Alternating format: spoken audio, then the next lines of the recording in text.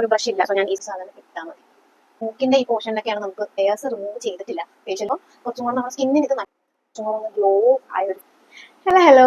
So welcome to Silly Stars. എല്ലാവരുടെ ഒരു main problem ആണ് ടാനിങ്, ഒരു uneven skin tone, heads, white heads, അങ്ങനെ ഇഷ്ടം പോലെ പ്രശ്നങ്ങൾ ഉണ്ടാവും.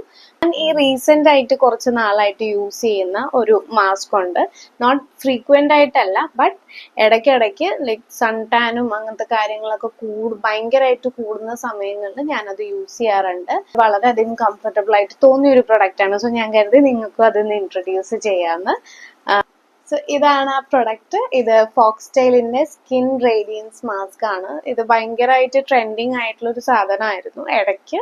ഇപ്പോഴും എല്ലാവരും യൂസ് ചെയ്യുന്ന ഒരു സാധനമാണ്. സോ ഞാൻ ഇത് അത്യാവശ്യം കുറച്ച് ഓൾറെഡി യൂസ് ചെയ്തിട്ടുണ്ട്. ബട്ട് ഇപ്പോൾ കുറച്ചധികം ആയിട്ട് ഇത് യൂസ് ചെയ്യുന്നുണ്ട്. And I can say that tanning fully പോകുന്നല്ല, ബട്ട് നമ്മുടെ സ്കിൻ ടോണിന് ഒരു ചേഞ്ചസ് വരുന്നുണ്ട്.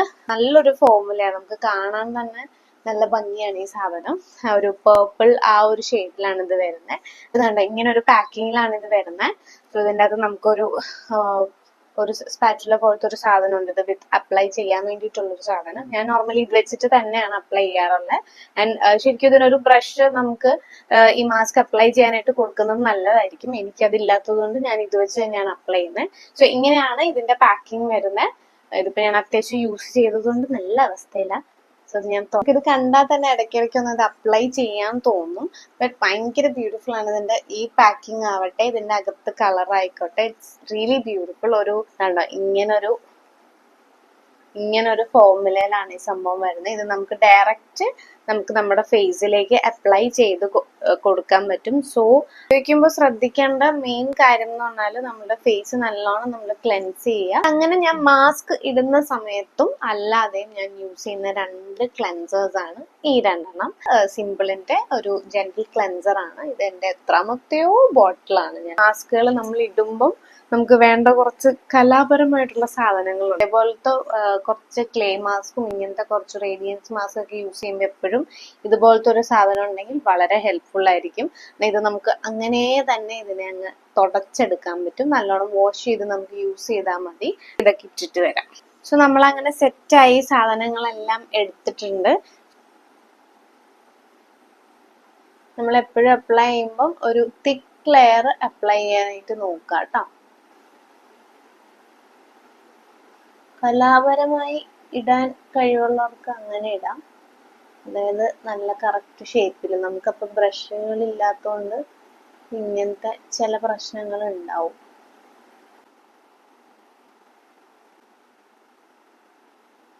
ഈ മൂക്കിന്റെ ഈ പോർഷനിലൊക്കെയാണ് നമുക്ക് കൂടുതലും ഈ സ്പോട്ടുകളും ബ്ലാക്ക് ഹെഡ്സുകളും അങ്ങനത്തെ സാധനങ്ങളൊക്കെ കൂടുതലായിട്ട് കാണാം. സോ അങ്ങനത്തെ സ്ഥലങ്ങളിൽ നമ്മൾ നല്ലോണം ഇട്ട് കൊടുക്കാം. എപ്പോഴും ഇതേപോലത്തെ സാധനങ്ങൾ യൂസ് ചെയ്യുമ്പോൾ ഇപ്പൊ നമുക്ക് ചെറിയൊരു ബേണിങ് സെൻസേഷൻ എന്നൊക്കെ പറയാറില്ല, ചെറിയൊരു ബേണിങ് പോലെ പുകച്ചില് പോലെ തോന്നും. അപ്പൊ ഇത് പൊട്ട സാധനം നിങ്ങൾ ഒരിക്കലും കരുതണ്ട. നമുക്ക് ആദ്യം ഒന്ന് ഫുള്ളി അപ്ലൈ ചെയ്തിട്ട് ബാക്കി ഭംഗി പരിപാടികളൊക്കെ ചെയ്യാം. ഭംഗിയിലൊന്നും കാര്യമില്ല. ഇതിപ്പോ ഞാൻ ഓൾറെഡി എന്റെ ഹെയർസ് റിമൂവ് ചെയ്തിട്ടില്ല. ഫേഷ്യൽ ഹെയർസ് ഒക്കെ അങ്ങനെ തന്നെ ഉണ്ട്. ബട്ട് എനിക്ക് നാളെ അത്യാവശ്യമായിട്ടൊരു പരിപാടി ഉള്ളത് കൊണ്ട് എനിക്കിത് ചെയ്തേ പറ്റുള്ളൂ. നമ്മൾ ഇങ്ങനത്തെ സംഭവങ്ങളൊക്കെ ചെയ്യുമ്പോൾ മാക്സിമം ഫേഷ്യൽ ഹെയർസ് ഒക്കെ റിമൂവ് ചെയ്തിട്ടാണെങ്കിൽ കുറച്ചും കൂടെ എഫക്റ്റീവ് ആണ്. ഇത് നമ്മൾ എന്താണെങ്കിലും ഒരു 15 to 20 minutes വെക്കുന്നത് നല്ലതായിരിക്കും. എന്നാലും വലിയ കുഴപ്പമൊന്നുമില്ല കേട്ടോ. ബ്രഷ് ഇല്ലാണ്ടും ഈസി ആയിട്ട് ഇത് ചെയ്യാം.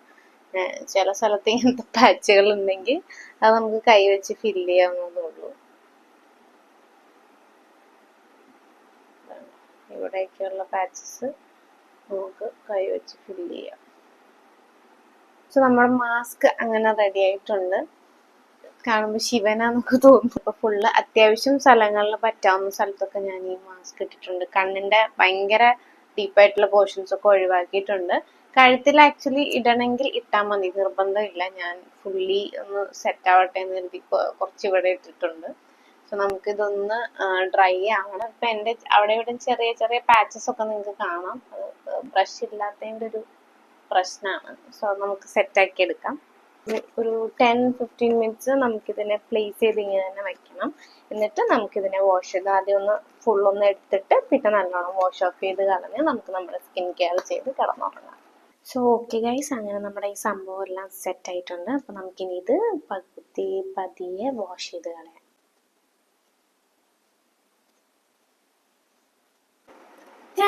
സോ നിങ്ങൾക്ക് വളരെ ക്ലിയർ ആയിട്ട് ഇതിന്റെ റിസൾട്ട് കാണാൻ പറ്റുന്നുണ്ടെന്ന് തോന്നുന്നു. ഫേസ് ഒക്കെ കുറച്ചും കൂടെ ഒന്ന് ഗ്ലോ ആയ ഒരു ഫീൽ ഉണ്ട്. കുറച്ചും കൂടെ എൻ്റെ മീൻസ് ഇവിടെ കുറച്ചുകൂടെ വിസിബിൾ ആയിട്ട് ബ്ലാക്ക് ഹെഡ്സ് ഒക്കെ ഉണ്ടായിരുന്നു, അതൊക്കെ ഒന്ന് പോയി സെറ്റ് ആയിട്ടുണ്ട്. ആൻഡ് സോ ഇതാണ്, നിങ്ങൾക്ക് വിസിബിളി കാണാം എന്ന് ഞാൻ വിശ്വസിക്കുന്നു. എനിക്ക് പിമ്പിൾസ് ഒക്കെ ഉണ്ടാകുന്നതാണ്. സോ നേരത്തെ എൻ്റെ ഫേസും ഇപ്പോഴത്തേക്കും നോക്കിക്കഴിഞ്ഞാൽ കുറേ എൻ്റെ ഇവിടുത്തെ ആ ഒരു അണ്ടർ ഐസിന് ഇവിടെ ഉണ്ടായിരുന്ന ആ ഒരു ഡാർക്ക്നെസ്സും ഒക്കെ കുറച്ച് കുറഞ്ഞിട്ടുണ്ട്. ഫേസ് കുറച്ചും കൂടെ ക്ലിയർ ആയിട്ടുള്ള ഒരു ഫീൽ ഉണ്ട്. സോ ഇതാണ് നമ്മളുടെ ഫോക്സ്റ്റൈലിന്റെ റേഡിയൻസ് മാസ്കിന്റെ ഗുണം.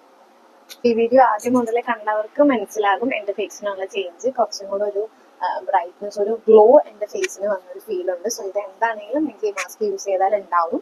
സോ ജസ്റ്റ് ട്രൈ ചെയ്ത് നോക്കുക. എപ്പോഴും യൂസ് ചെയ്യേണ്ട, വീക്ക്ലി ട്രൈസ് ഒന്നും യൂസ് ചെയ്യേണ്ട ആവശ്യമില്ല. വീക്ക്ലി വൺസ് യൂസ് ചെയ്യുക. കാരണം ചിലപ്പോൾ ഇറിറ്റേഷൻസ് വരാൻ ചാൻസ് ഉണ്ട്. സോ അതുകൊണ്ട് വീക്ക്ലി വൺസ് യൂസ് ചെയ്തിട്ട് ഓക്കെ ആണെന്നുണ്ടെങ്കിൽ നെക്സ്റ്റ് വീക്ക് ഒന്ന് സ്കിപ്പ് ചെയ്യുക, പിന്നെ അടുത്ത വീക്ക് യൂസ് ചെയ്ത് നോക്കുക. പ്ലാനിങ്ങിന്റെ ടൈമൊക്കെ ആയതുകൊണ്ട് ഇങ്ങനത്തെ മാസ്കുകൾ നിങ്ങൾ നല്ലതാണെങ്കിൽ നിങ്ങളൊന്ന് ടെസ്റ്റ് ചെയ്ത് ഇതേപോലെ റിവ്യൂസ് ഒക്കെ നോക്കി യൂസ് ചെയ്ത് നോക്കുക. സോ ഡെഫിനറ്റ് ആയിട്ടും ചേഞ്ച് വരും. സോ നിങ്ങൾക്ക് ഈ വീഡിയോ ഇഷ്ടപ്പെട്ടിട്ടുണ്ടെങ്കിൽ do like, comment, share and subscribe ചെയ്യുക. സോ നമുക്ക് വീണ്ടും വേറൊരു എപ്പിസോഡിൽ വേറെ കുറച്ച് സ്കിൻ കെയർ ടിപ്സും ഇതേപോലത്തെ റിവ്യൂസും ഒക്കെ ചെയ്ത് നോക്കാം. Okay then, till then bye, thank you.